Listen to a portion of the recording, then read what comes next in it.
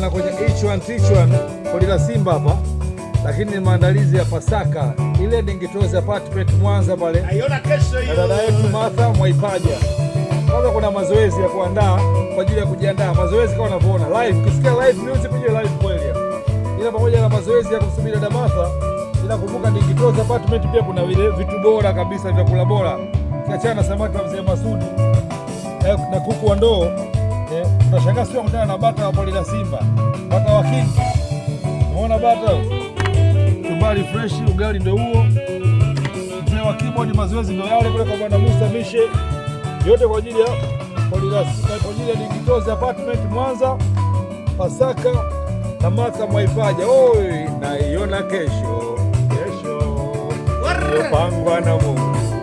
Naiona kesho. Kesho iliyopangwa na Baba. Naiona kesho. Bwana ndio hivyo dongo inaendelea. Kwa hiyo tule kwanza mazoezi baadaye. Ndio kwanza ule bata wa kodi la Simba katoa nasubiria kuku wa ndoo pale Dingitozi apartment na samaki wa Mzee Masudi, lakini mambo kibao, ila pia na Martha Mwaipaja jukwani live stage kama unavyoona, mazoezi fresh. Mambo mengine yanaendelea sio?